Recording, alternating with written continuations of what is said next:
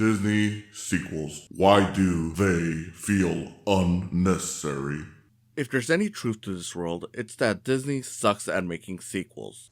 You're not wrong. Oh, okay, that's maybe a bit harsh, but I doubt I'll get pushback for that. Most people, especially around my age, are familiar with the Disney straight-to-video sequels, which is not the subject of this video, but they are important in considering their place. These were cash-ins that Disney made that became so ubiquitous that people would make jokes about the insane numbers of sequels made and the plots they'd have. Most weren't good. Most were straight to video, and yes, a few of them did break into theaters. That being said, a few were decent. They just lacked the money to be better. They lacked specific celebrity voices. The musical quality on them wasn't great. The animation quality was okay to occasionally great, and maybe even a few extra beats to flesh them out would have made them more worthy as sequels. But I'm not gonna go into it, because those were made by Disney Toon, a separate studio Disney made specifically for those straight-to-video movies. I want to talk about the sequels that came from the official Disney Animation Studio, the ones that came directly from the studio that we know and love, which,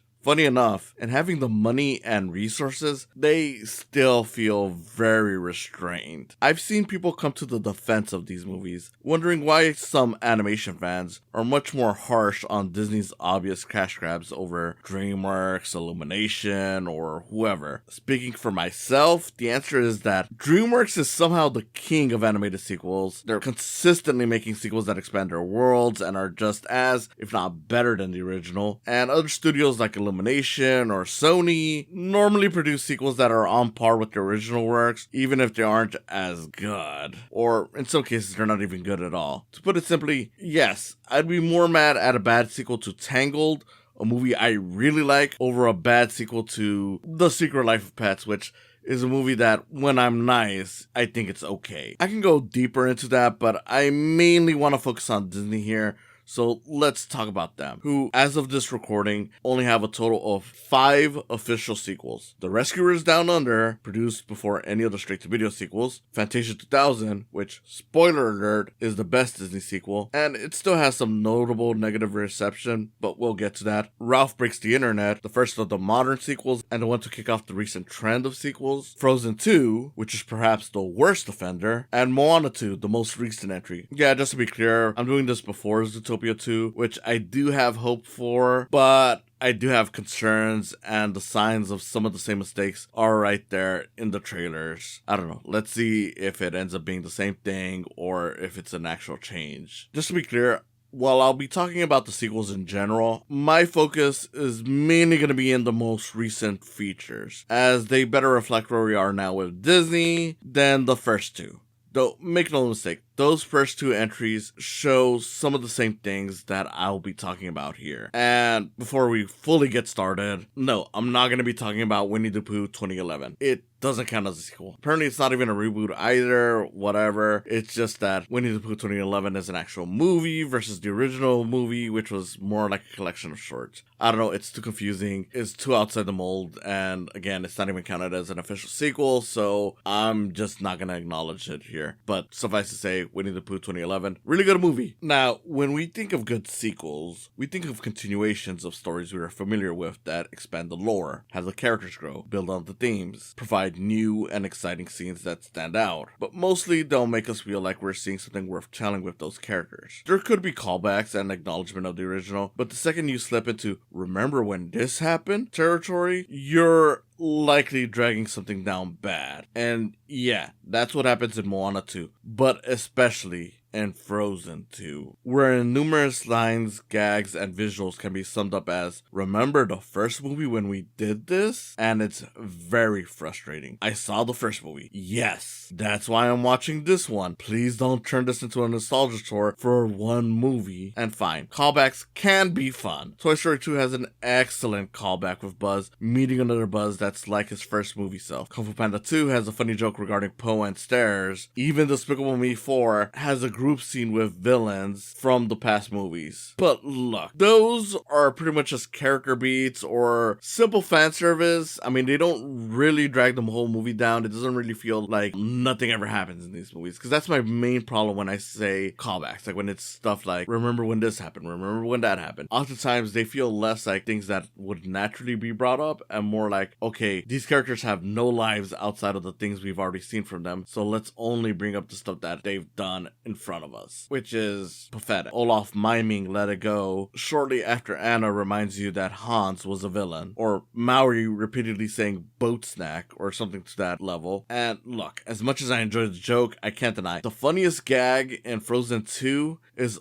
Olaf summing up the events of the first movie, which is very out of place. It just kind of comes randomly. It's a funny scene, but realistically, if I were to do it, I would have just cut it and maybe kept that as a short. It's just there to remind viewers just how nonsensical the first movie is when you lay out the plot of the movie. But the thing is, that movie still worked for how silly it was. Making this weird gag, which again is funny, just feels more like you're insulting it rather than giving it some actual love. Something is clearly wrong. Which, in a way, I guess kind of makes sense, given that a lot of the people who like Frozen 2 over the original tend to hate the original for reasons of it being nonsensical. So, I don't know, I guess they're appealing to that crowd. But that's just my opinion on callbacks. Why don't more people like these movies? Why are they so frustrating? I think really it's just that they're not very impressive. I can compare them to their predecessors all I want. I can go on about how they changed the focus or regressed characters, but really it's simply they're not all that good, and the other aspects just make it worse. Again, stepping outside of the company, you look at something like the Lego Movie 2, which is definitely far messier than the first movie, without a doubt, but it comes out swinging with a theme that builds on the first movie's themes. The characters are still likable. For the most part, it's just that the story itself is kind of all over the place, and adding a musical aspect didn't really help it, especially because the songs aren't all that great. But for the most part, you can at least see the passion in what they were doing and how they were building on that first movie. Then you got something like Cloudy with a Chance of Meatballs 2, which lacks the depth of the original, but it has so many new ideas with the whole island of food thing, which is built off of the original's concept of food falling from the sky, that it kind of stands on its own without feeling like it's betraying what came before it. Contrast that to Ralph Breaks the Internet, which, sure, builds on the themes of friendship from the first, but on top of making Ralph a bit dumber, more clingy, it also focuses on the internet so much at the cost of the video game stuff. Which, fine, the video game stuff is there, but you kind of forget about it so often throughout the movie that it just feels like it's a completely different universe from the original. Sure, I want sequels to have their own identities, but not at the cost of staying true to what worlds they created. I may have issues with them, but again, stepping outside of Disney, you got something like The Boss Baby 2, which is still about smart babies and suits acting like bosses. Or then you got the Hotel Transylvania sequels, 2, 3, and 4, being about monsters in a human society, which again feels true to that, over a video game movie sequel ignoring games for the internet, so much so that you kind of forget that it's supposed to be a world about video games. I'm not here to fix these movies, but imagine if the internet stuff was used to explore more of the online community around games, streaming, the way it's different from arcade games, or even having Ralph discover the future of his series. Like, maybe Ralph would see that he got a Donkey Kong-like sub-series,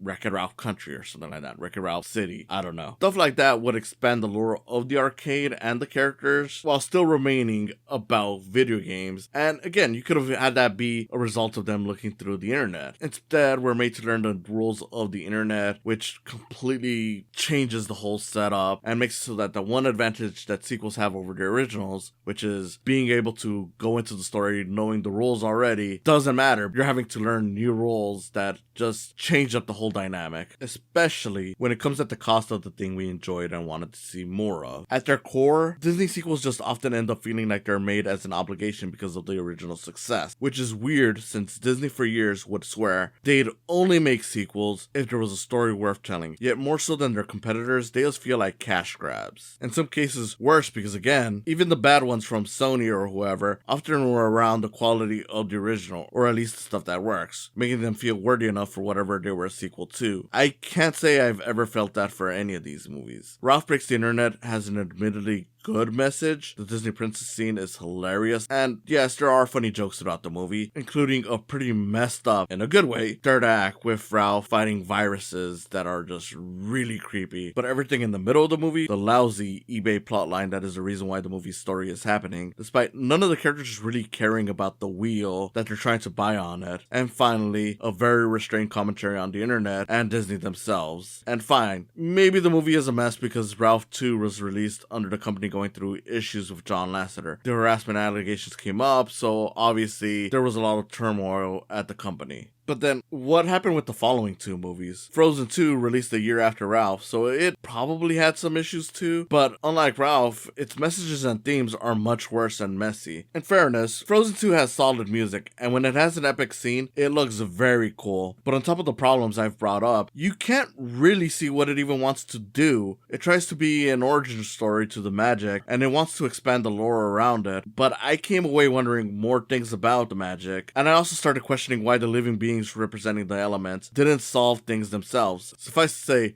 Frozen 2 is one of the messiest movies I've ever seen, and it's a little surprising to me that they made a whole documentary on Disney Plus showcasing exactly how messy it got. Then we skip a few years to a slightly more stable Disney, and Moana 2 comes out less of a mess than the other two, yet every bit as rushed and perhaps the most soulless of the Disney sequels we've seen yet, which is weird because it's kind of the most competent in terms of how the story moves along. It's weird. Now, yes, it's widely known that Disney changed this from a show to a movie, added songs that weren't meant to be there, and because it was rushed, Lin-Manuel Miranda could not come back to it. So we ended up getting a pair of new songwriters, who I don't necessarily think are bad, it's just that they were given a short deadline, and they lacked the flavor that Lin had, despite trying to fill it. On the other hand, it also doesn't have a clear vision. The idea of expanding this with another battle with gods and their drama is good, but on the whole, it just doesn't have standout moments or aspects. The new characters aren't bad, just not fleshed out enough to impress, and by the end, I was left wondering what really stood out in my mind despite being okay with it. Ralph had that creepy virus stuff and the really strong message, and Frozen 2 had the music along with the cool action beats. But Moana 2, it's kind of just right there. The third act is intense, but it just feels like another version of the third act from the first movie. There's nothing special about the music, and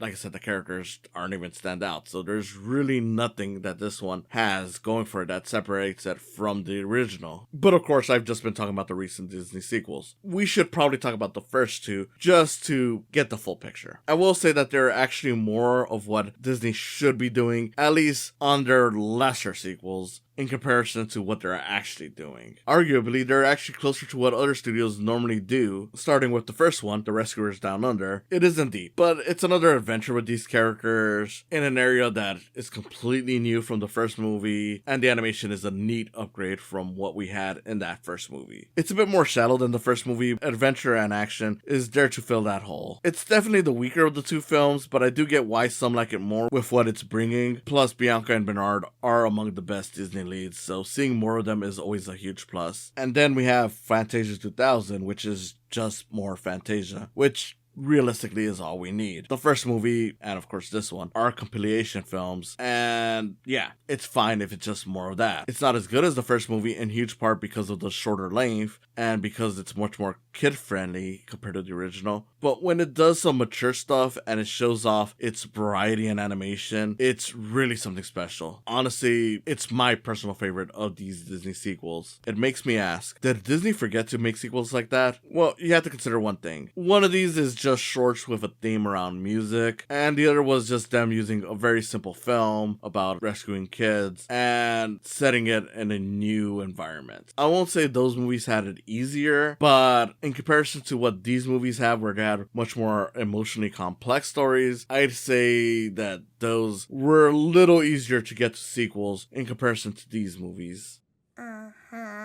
Before I wrap things up, I just want to bring up DreamWorks just to give a little bit of a comparison to how I feel about this stuff. When it comes to DreamWorks, they've never been secret about it. If a movie makes money from them, they'll naturally make a sequel for it. So yeah, they're open about doing cash grabs. And yet somehow, the way they make their sequels always end up feeling necessary and oftentimes end up being equal or better than their predecessors. They just make their worlds bigger, better, the way sequels should. To give an example from even the worst movie that they've made, Shrek the Third. It's one of the worst animated sequels, it's the worst DreamWorks sequel, and it's worse than any of the movies that I've talked about today. And yet, respectfully, it understands that having Shrek deal with gaining the crown of the kingdom is an interesting aspect. It doesn't do that well, but it is an interesting place to go for a sequel, and it's a natural place for the sequel to go to. Something I feel a lot of these Disney movies just don't do. They don't go with a natural progression. Even something like Kung Fu Panda 4, which is, in my opinion, it's just an alright movie. It's not as bad as people say it is, but it's definitely the weakest Kung Fu Panda movie. But having it focus on Po trying to find his successor gives it an edge that the Disney sequels normally don't have, in that it's all about this main character that we've been following for years having to accept that he needs to get his replacement. It doesn't handle it with a lot of